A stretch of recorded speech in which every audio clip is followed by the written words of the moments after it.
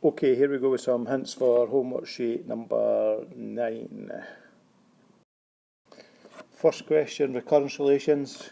Now we're told in the question what U1 is worth, U2 is worth, and what U3 is worth.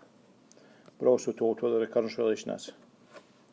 So what we need to do is we need to use the fact that U2 is equal to MU1 plus C. And we need to use U3 equals MU2 plus C.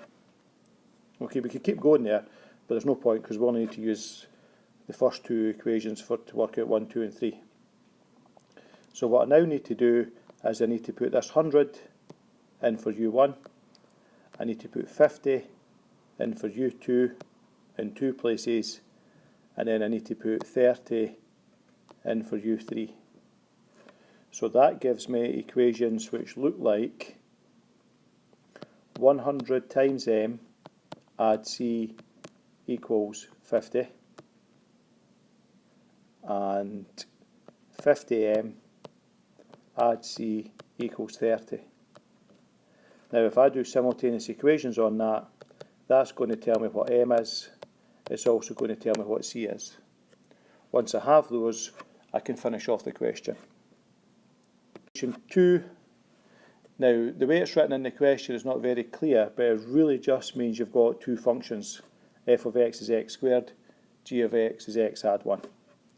We are asked to simplify f of g of x, take away g of f of x. So, the first one, we're going to put the g formula into the x squared. So, rub out the x and write x plus 1. Take away, and then we're going to repeat it, but this time we're going to put the f into the g. So this time we're going to put the x squared in where the x is. Now please note, because it's a take away, it's a good idea to put another set of brackets there. Remove all the brackets, tidy up, and it should be a nice wee simple answer. Question 3, we have a circle. We have to write down its centre. Now you know how to do something with this number and something with this number to get the centre. How do you work out the radius? We use the formula g squared plus f squared minus c. The second part of the question is a bit easier. We know what the centre is, you've just got that. Right, you worked it out here. We're told in the question we have to find the tangent at the point 8, 3. Okay, so we're looking for this line here. Whoops, that's supposed to be straight. Okay, this line here. So how do we do that? We work out the gradient of the radius. That tells us the gradient of the tangent. And then we use y minus b equals mx minus a. Check back your jotters, we've done a few of them. Question 4. First thing you should note here, guys, is it does not go alphabetical. So it's A that divides B, C. So make sure your diagram looks like this. Once you've got the diagram like that, you can work out B to A. You can then work out A to C. Get those two answers, and there should be a connection between them. There should be something between these that you notice. And I think it's fairly obvious this time. B of the question, we've got a vector equation to solve. How do we do that? Well, we know that A to D is D minus A. We know that A to B is B minus A, so we do that substitution first of all. Then, if we remove the brackets, we have that, and then if we move the negative A over, that's going to give us D equals 3B minus 2A, because the negative A is going to go across and become an add. How's that going to help us do the question? Because we know what B's are, so we know what 3 of them are. We can take away 2 A's. That's going to give us our answer. Only thing we need to remember is write it as a coordinate. For question 5, we know that every log graph goes through what point? So that tells us what A is. Okay, how are we going to work out B? Well, I'm going to substitute B in here for Y. I'm going to substitute A in there for X. So that's going to give me 8 equals log to the,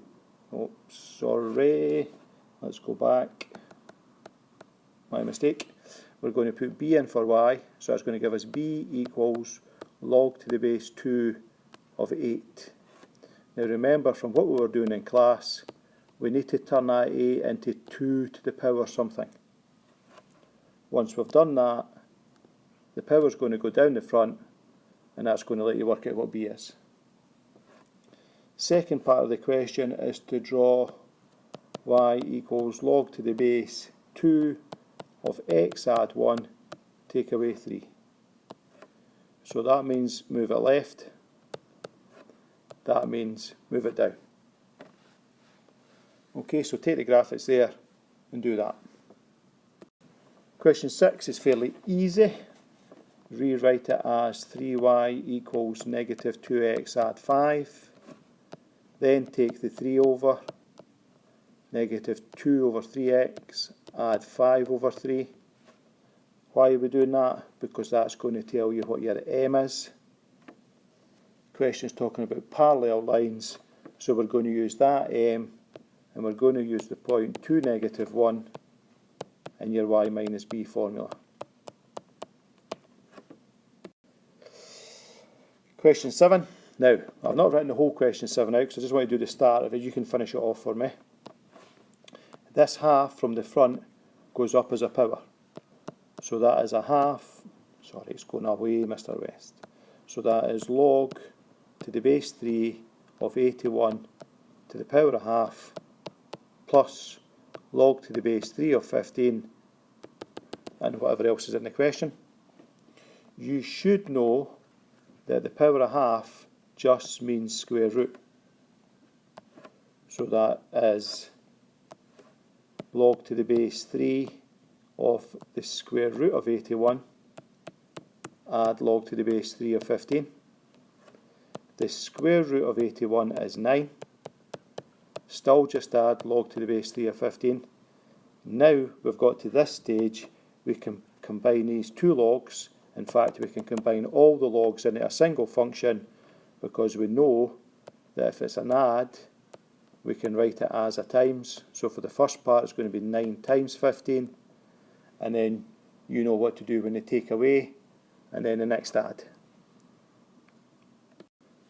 Last question is exponential. Question tells us that the population has to rise to 100,000 in 12 years. So I'm going to put 100 in for P, and I'm going to put 12 in for T. So I get 80,000 e to the 12k equals 100,000. What am I going to do next? I'm going to take the 80,000 over. So I get e to the 12k equals. Then I'm going to get rid of the e to the 12k. Right, and the only way I know how to get rid of that is to turn the e into an ln. So whatever answer you get here goes in here, and then it's 12k equals that, so we want k, so we're going to take that answer and divide it by 12. Okay, I hope that helps you.